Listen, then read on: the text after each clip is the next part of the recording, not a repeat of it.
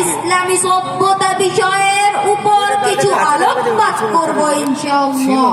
শ্রদ্ধেয় শ্রোতা মণ্ডলী, উক্ত বিষয়বস্তুর উপর আলোচনা করা সুপ্রান্তে বলা বাহুল্য, উক্ত বিষয়বস্তুর দুটি অংশ, প্রথমত ইসলামী সভ্যতা, দ্বিতীয়ত বর্তমান সভ্যতা।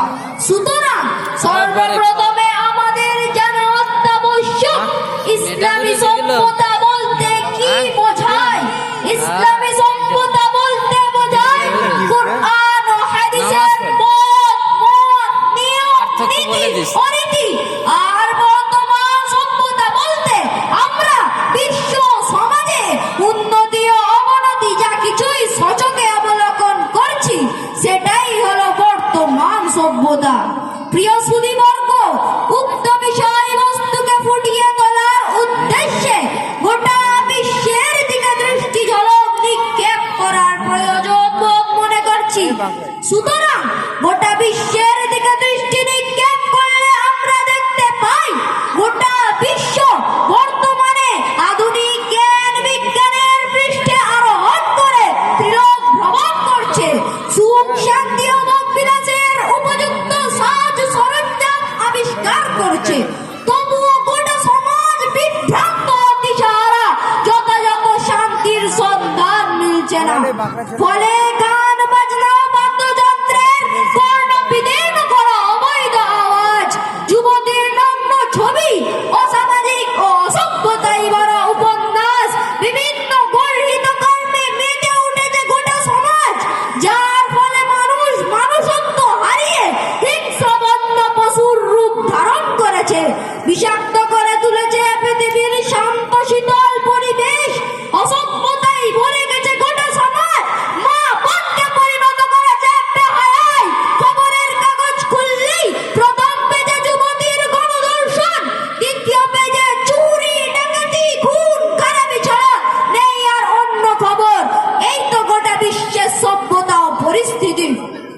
প্রিয় উপস্থিতি, এর অন্যতম কারণ হলো আমরা ইসলামী সভ্যতার জীবন ব্যবস্থা অনুযায়ী জীবন পরিচালিত না করে বিশ্ব সভ্যতার জীবন ব্যবস্থা অনুযায়ী জীবন পরিচালিত করছি। কেননা ইসলামী সভ্যতা ধনী গরিবের মাঝে ভেদাভেদ শেখায় না। ইসলামী সভ্যতা একে অপরের বিরুদ্ধে হিংসা বিদ্বেষ শেখায় না, বরং ইসলামী সভ্যতা শেখায় এতিম গরিব অসহায়ের সাহায্য সহযোগিতা করা। ইসলামী সভ্যতা শেখায় অন্নহীনের অন্ন ও বস্ত্রহীনের বস্ত্র দান করা। ইসলামী সভ্যতা শেখায় দুঃখীর দুঃখে দুঃখিত হওয়া, পাড়া প্রতিবেশীর দুঃখে কষ্টে সহায়তা করা। সে উদ্দেশ্যেই তো প্রিয় নবী সাল্লাল্লাহু আলাইহি ওয়াসাল্লাম ঘোষণা করেছেন, লাইসাল মুমিনুল্লাযী ইয়াশবা ওয়া জারুহু জাইউন ইলা জামবি, অর্থাৎ যার প্রতিবেশী ক্ষুধার্ত অথচ নিজের উদর পূর্ণ, সে মুমিন নয়।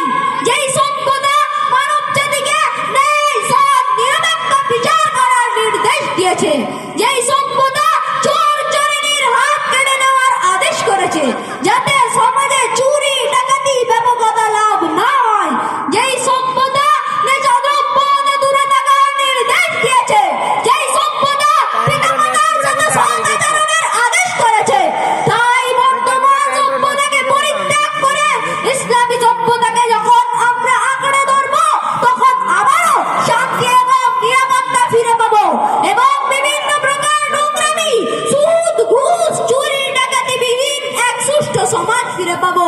আল্লাহ তাআলা আমাদেরকে বর্তমান সভ্যতাকে বর্জন করে ইসলামী সভ্যতার জীবন ব্যবস্থা অনুযায়ী জীবন পরিচালনা করার তৌফিক দান করুন। আমিন। ওয়া আখিরু দাওয়ানা আনিল হামদুলিল্লাহি রাব্বিল আলামিন।